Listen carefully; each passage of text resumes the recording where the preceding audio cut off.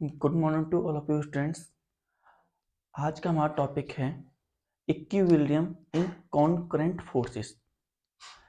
हम जानेंगे equilibrium in concurrent forces के बारे में। क्या होता है इक्विलिब्रियम इन कॉन्करेंट फोर्सेस? दो पॉइंट। पहला, कॉन्करेंट फोर्सेस, ऐसी फोर्सेस जो कि सेम पॉइंट पर अप्लाई हो रही हों, ऐसी फोर्सेस को हम कॉन्करेंट फोर्सेस कहते हैं। Forces that are apply on a same point. And equilibrium का मीन होता है कि जितनी फोर्स लग रही हैं उन सब का जो नेट सम जो है वो जीरो के बराबर होता है। तो हम कहते हैं कि बॉडी इज इन इक्विलिब्रियम। तो concurrent forces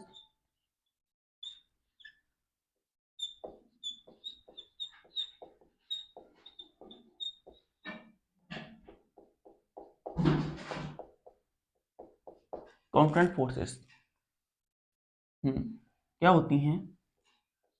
force that act on the same point. Force that act on the same या forces that act on the same point.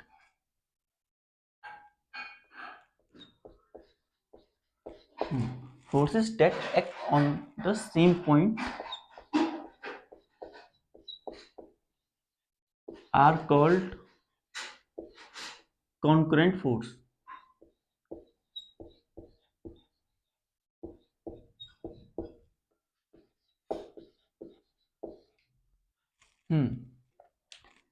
जैसे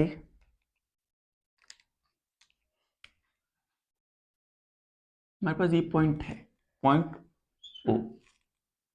इस पॉइंट ओ पर हम दो फोर्स एक्सपीरियंस कर रही हैं। एक फोर्स इधर F1 और सेकेंड फोर्स हम एक्सपीरियंस कर रहे हैं इधर, दैट इज F2.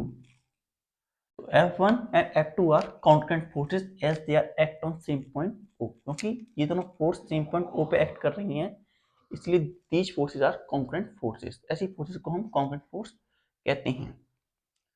नेक्स्ट, एक पॉइंट इज इक्विलिब्रियम।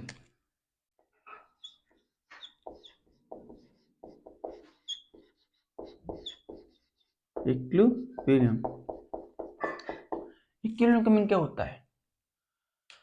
इक्विलिब्रियम का मतलब होता है कि अगर किसी ऑब्जेक्ट पर जितनी फोर्स वर्क कर रही हैं उन सबका नेट जो है वो जीरो के बराबर हो, या जिनका सम करने पर हमें जीरो मिले, तो ऐसी उन सभी फोर्सेस को हम कहते हैं इक्विलिब्रियम या इक्विलिब्रियम फोर्सेस।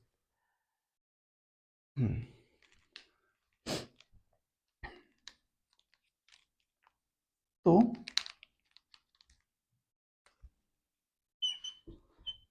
इक्विलिब्रियम फोर्सेस यहाँ पहले इक्विलिब्रियम फोर्स लगाते हैं। Equilibrium force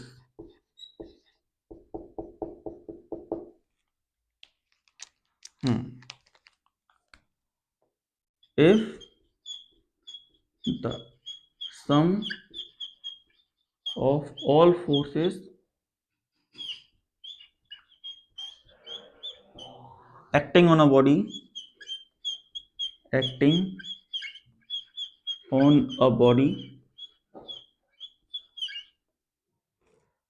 is equal to 0, equal to 0, और सारी फोर्स का सम लगाने पर 0 होता है, तो उन सब फोर्स को हम इक्विलिब्रियम फोर्स कहते हैं। These forces are called equilibrium force. तो such forces are called equilibrium forces.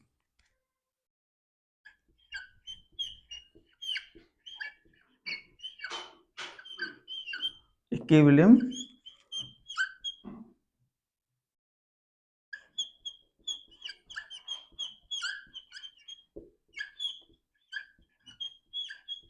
हाँ, और बॉडी को हम कहते हैं, बॉडी जो है इक्विलिब्रियम की स्टेट में है।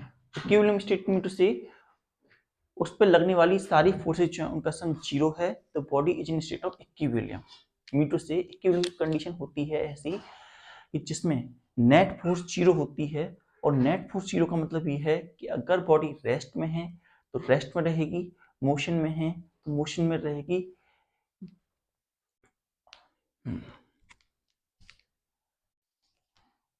तो हम कह सकते हैं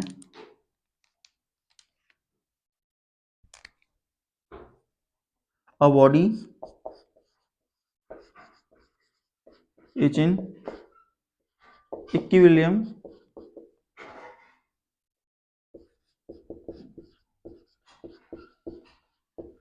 is unable to change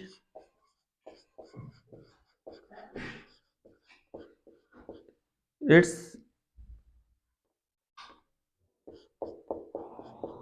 state, unable to change the state of rest, motion और direction.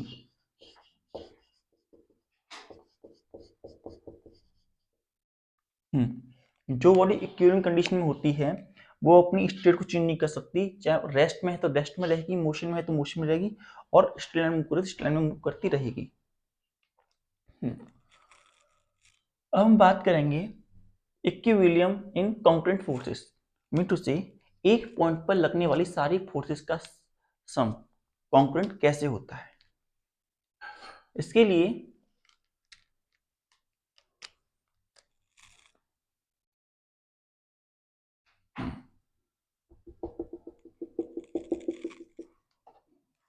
Equilibrium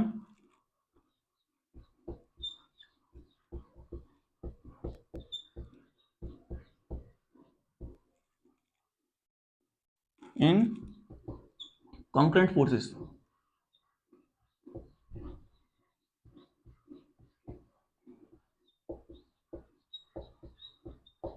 note down.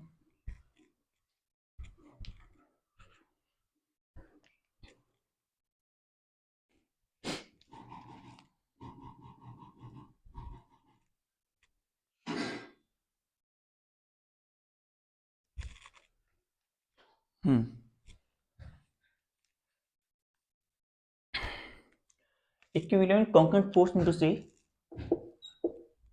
Equilibrium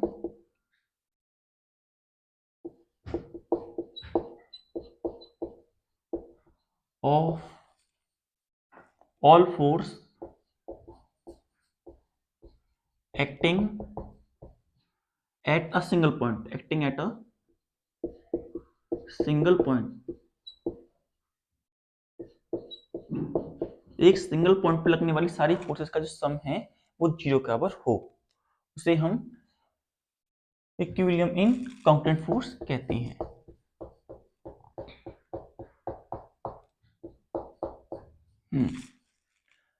example के लिए हम टू फोर्सेस के लेते हैं। पहले टू फोर्स और टू फोर्सेस, टू फोर्स की कंडीशन में यहां देखिए, ये हमारे पास एक पॉइंट है, इस पर दो फोर्सेस एक्ट कर रही हैं, two force act on it, इधर और एक इधर। ये पॉइंट ओ है, इधर ए और इधर बी। जो इधर फोर्स एक्ट कर रही है उसे बोला हमने F1, और जो इधर F1 वेक्टर और इधर फोर्स एक्ट कर रही है उसे बोला हमने F2 vector.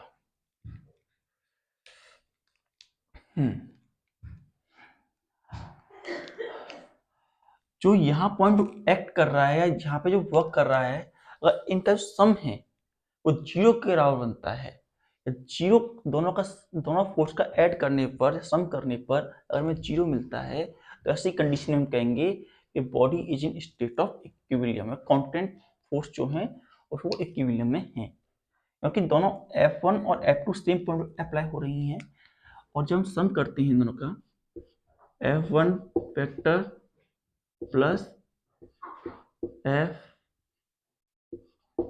F2 vector plus F1 vector, दोनों का सम जो मिलता है हमें ऐसी कंडीशन में 0 के बराबर मिलता है। F1 vector plus F2 vector दो फोर्स के दोनों का जो सम है वो 0 के बराबर होता है। और अगर हम F1 को इधर ले जाएं, F2 को इधर ले जाएं, F1 vector equal to minus F2 vector.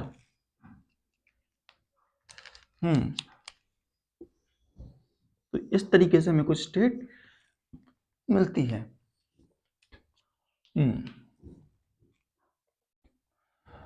Equivalent condition में sum of all force at a point is equal to 0। तो कह सकते हैं at point O sum of all forces is equal to 0। जितनी फोर्स एक्ट कर रही हैं उन सबका सम 0 के इक्वल है। नाउ हम थर्ड देखते हैं, three forces acting on the same point.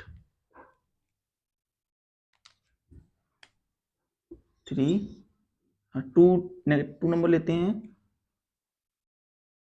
Three body या three forces acting at a same point. Three body acting at a same point. तो तीन बॉडी जो होती हैं सेम पॉइंट पे एक्ट करेंगी तो कैसे काम बनेगा?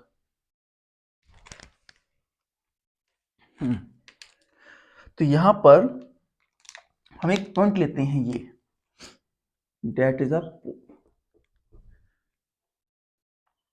that's a point we have। Now इस पर एक फोर्स इधर वर्क कर रही है, दूसरी फोर्स इधर वर्क कर रही है और तीसरी फोर्स इधर वर्क कर रही है। ये पॉइंट है हमारा O, ये पॉइंट हमारा A, ये पॉइंट हमारा B और ये पॉइंट हमारा C।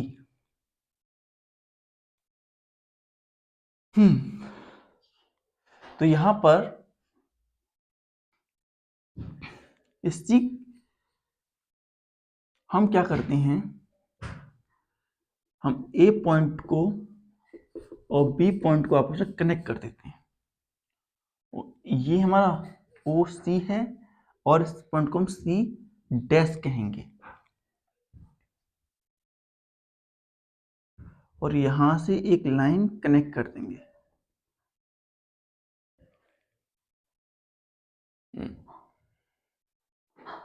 नाउ ये हमारी फोर्स थी F1 वेक्टर, ये F2 वेक्टर और ये F3 वेक्टर। और इन सब का सम यहां पर ये है। ये हम यहां देख सकते हैं ये F1 वेक्टर, F1 फोर्स और F2 फोर्स जो लग रही हैं वो OC डैश के बराबर हैं। वो किस तरीके से? क्योंकि ये हम पैरेललोग्राम बना रहे हैं, दैट्स अ पैरेललोग्राम।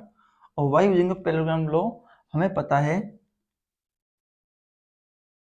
कि OA vector plus OB vector, OA vector plus OB vector equal to OC dash vector.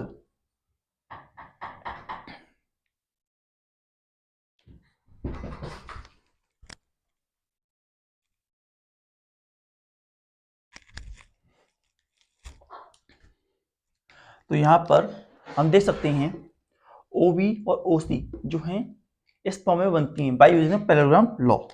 By using parallelogram law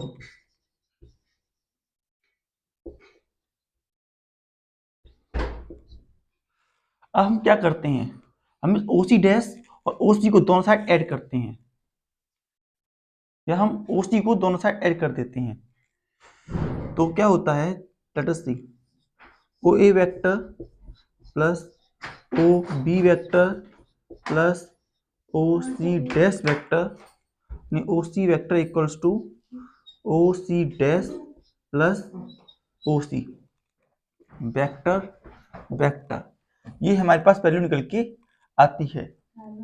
now यहाँ पर हम देखते हैं, हम यहाँ देख सकते हैं क्लियरली हमारे पास ये फॉर्मेट बनती है। अगर हमारी इफ OC डैश वेक्टर बराबर OC वेक्टर हैं, ये दोनों वेक्टर हमारे इक्वल हैं, तो ऐसी कंडीशन में हमारे पास क्या बनता है, we have AO vector plus OB vector plus OC vector is equal to 0। और इस AO वेक्टर हमारी F1 को रिप्रेजेंट करता है, F2 को रिप्रेजेंट करता है और F3 को रिप्रेजेंट करता है। तो हम इसे लिख सकते हैं यहाँ पर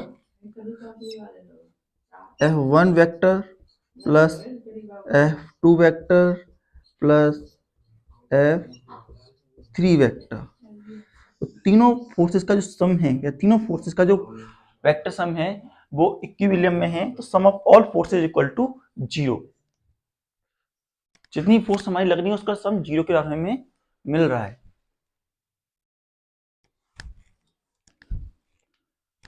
इसी तरीके से अगर बहुत सारी फोर्स किसी बॉडी पे एक्ट कर रही हो, एक बॉडी के पास बहुत सारी फोर्सेस जो है वो एक्ट कर रही हैं, तो ऐसी कंडीशन में भी हम वैल्यू निकाल सकते हैं।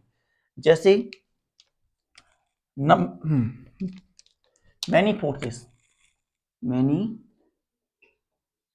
फोर्सेस एक्टिंग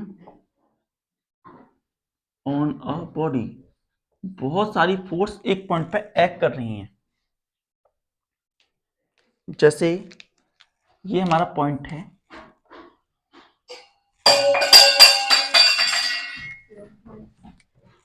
एक फोर्स इधर इधर इधर,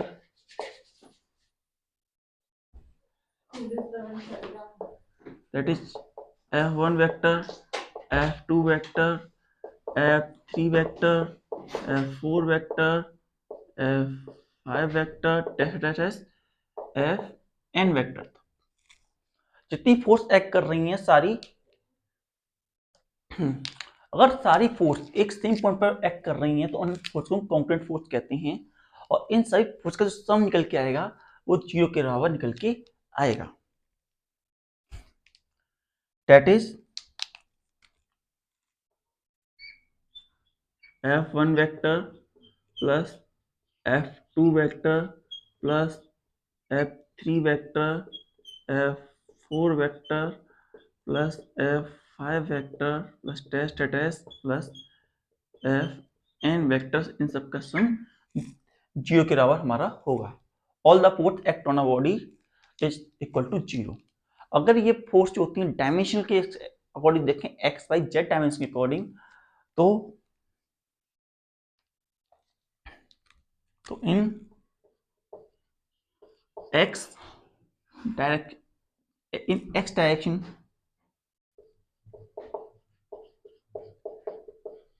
में लगने वाली फोर्स हमारी बन जाएंगी F vector x1 plus F x2 vector plus F x3 vector plus F x4 vector plus dash dash F xn vector. X direction में लगने वाली सभी फोर्स का सम जो है 0 के बराबर है। Now in by direction,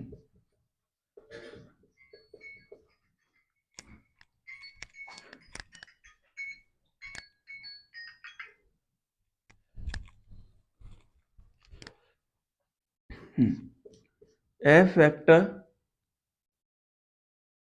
y1 plus F vector y2 F vector y3 plus F vector y4 dash dash plus F y5 का वेक्टर और सबका सम जो है 0 का है। Mean to say sum of all force in by direction is equal to 0। And finally in z direction,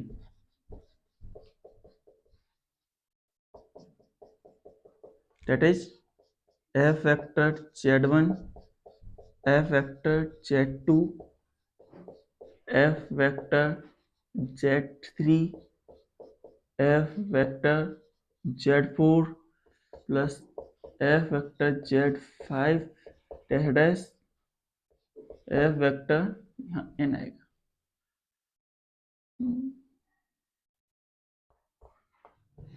Zn equals to 0। Mean to से जितनी force act कर रही है जेड डायरेक्शन में उनका भी सम 0 है यहाँ by n up to m। तो if in X direction Y direction Z direction तीनों डायरेक्शन में सम का जो फोर्स है इक्विलिब्रियम में है, तो ऐसी कंडीशन में जो बॉडी है हमारी वो इक्विलिब्रियम में होगी। तो इस तरीके से हमारी फोर्स होती हैं इक्विलिब्रियम में इन कॉम्पोनेंट पॉइंट।